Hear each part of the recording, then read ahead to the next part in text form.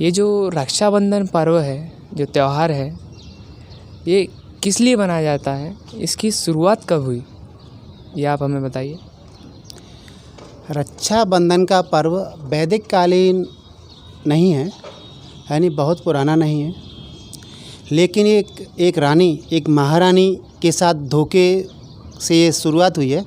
एक महारानी के साथ बहुत बड़ा धोखा हुआ।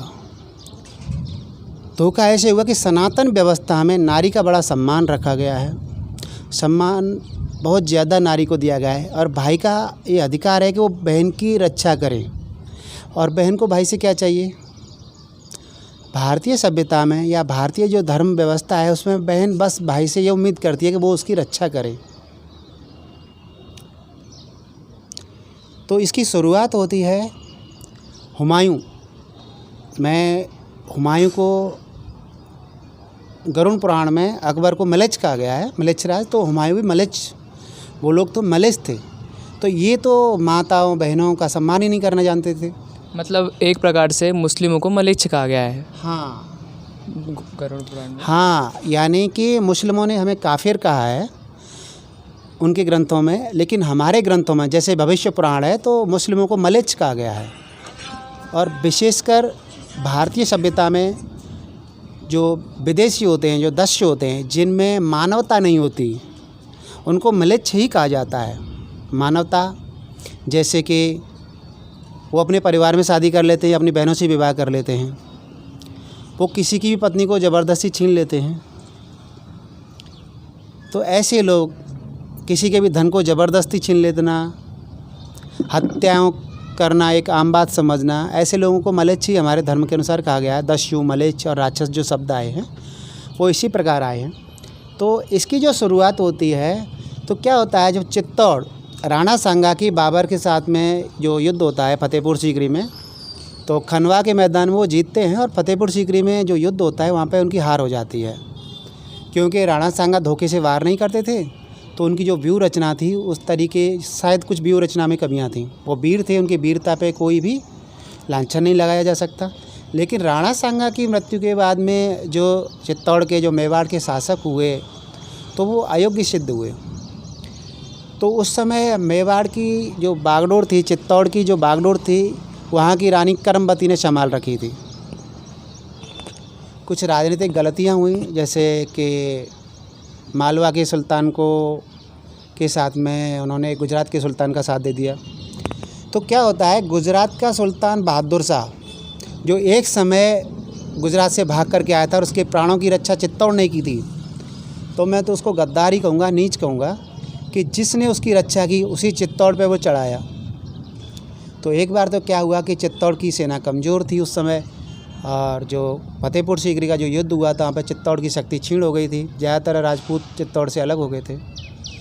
तो उसी काल में क्या होता है कि जब चढ़ आया तो कुछ धन दे करके उसको वापस भेज दिया गया, लेकिन पुनः वो चित्तौड़ पे हमला करता है और चित्तौड़ को मिटाने का प्रयत्न करता है। तो उस समय रानी करमवती उन्हीं का शासन था वहाँ पर? हाँ, रानी करमवती मुख्य शासक तो नहीं थी, लेकिन शासन में मुख्य थी। राजा और थे,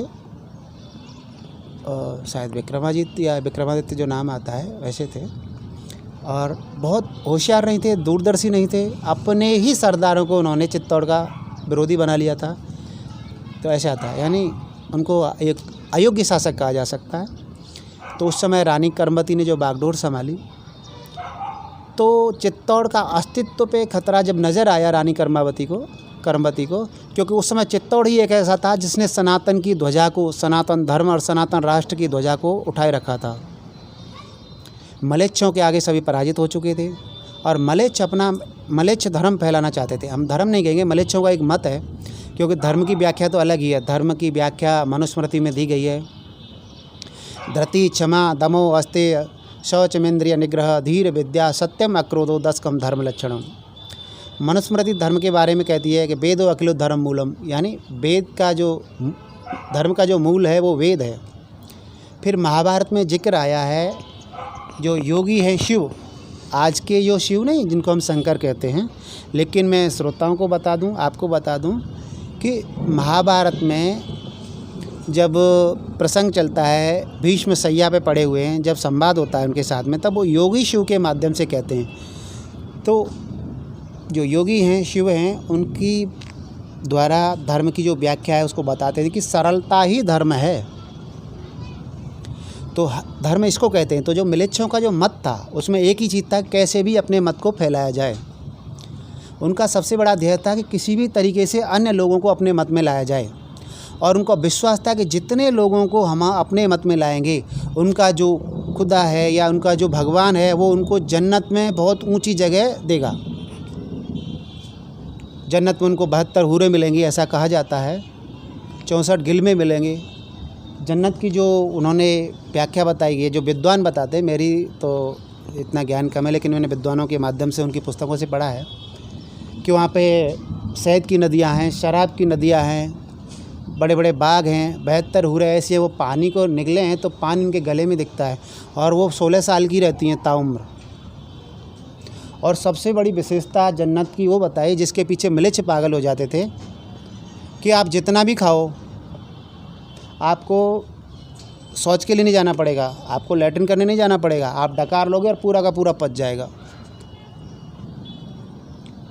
मिलेच्छों का मत था कि जो हमारे मत को नहीं मानते वो काफिर हैं, और उनके धर्म ग्रंथ कहते हैं कि काफिरों की संपत्ति छीन लो, उनकी औरतों को छीन लो।